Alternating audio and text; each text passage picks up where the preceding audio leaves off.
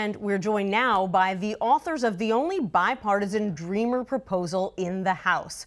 Congressman Will Hurd is a Republican from Texas, and Pete Aguilar is a Democrat from California. Welcome to you both. Thanks for having us. Gentlemen, I want to talk about your plan in a moment, but first, is the president's proposal a step forward, and in what ways is it a step back? Well, I think I appreciate the president putting this plan forward and narrowing what he would like to see in a bipartisan solution to this issue of Dreamers and DACA and also border security. I still believe that a narrow bill is most important and the thing that we can get through our Congress, both houses, and the House and the Senate, because the more things you add, you start creating coalitions of opposition. And so let's keep this narrow, let's get it done in the next couple of days and go on to the next issue. White House proposal is definitely not narrow. It would seriously overhaul the nation's immigration. It's true. The most important thing we can do is to protect Dreamers. So I do appreciate that it addresses that issue. But some of the changes that they are proposing are devastating to our immigration system, and I feel are better left for comprehensive immigration reform. So let's keep it narrow, as Will mentioned. Let's focus on DACA fix and border security and move on and get those issues off to the next day. So here's what you've proposed, and so far you've got 53 sponsors, evenly split between Democrats and Republicans in the House. You would allow Dreamers to apply for permanent residency. You would increase border security, though not by as much as the president's proposal. You would not give the parents of Dreamers legal status. Essentially, this is a bill that is much more focused on the DACA population rather than being a conservative immigration wish list. Well, I'd start with, this is strong border security. This is not an appropriations bill, because we've always said that let's deal with the authorization, let's deal with how we secure our border. It's 2018 and we have not gotten operational control of our border. I have more border than any other member of Congress, 820 miles of it. And we don't have control, and we should be utilizing some of the latest and greatest technology along that border. So this plan does that, as well as fixing this problem for a population that have gotten here through no fault of their own. Do you both think that if the House Speaker were to allow a vote on your bill, it would pass? Without a doubt. This is the only bill that would have 218 votes on the House floor. We feel very confident about that. We've had numbers of discussions with our colleagues, but this is the type of bipartisan approach that the American public wants to see.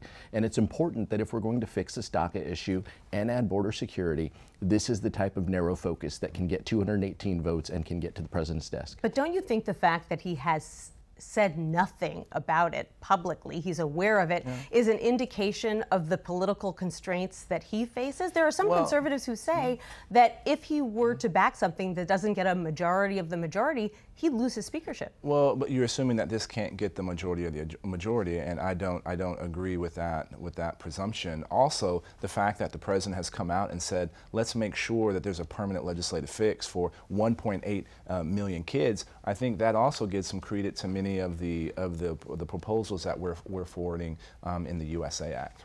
This is exactly what the president asked for. This is a DACA fix with sensible border security. These are common sense measures. This is the type of proposal that should garner a signature and that he should support. And we feel that we can make our case to our colleagues to get that done. And this gets us to a deal on caps, and this gets us to a vote on, funding the government. This is what we've always thought that this should be, and it's a strong baseline that has, really good support in both houses. So is your focus right now on pushing your plan, or on trying to get some of your ideas worked into these bipartisan negotiations that are going on among Republican and Democratic leaders? We should do both. We've said from the beginning that this should be the foundation for the discussions that we have. So we've had conversations with senators about our proposal.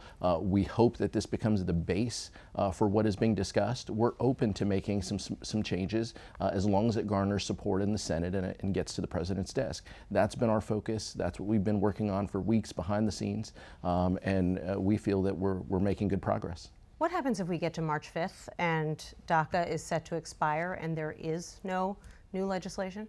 It's a good question, and I hope we don't get there. And I think you've seen many folks in the White House have said that we don't want to get there. I don't think anybody in Congress wants to get there. That's why we need to buckle up, sort this out over the next few days, and I think we have a couple of weeks, and get this done before that March deadline. But here's what a White House official also said this week. He said come March 5th, if there's no DACA deal, the White House will not direct ICE and DHS to deport Dreamers, but if they are swept up in a raid, they will be deported. They are not protected. If you're a DACA recipient, that's pretty scary stuff. It's flat out unacceptable.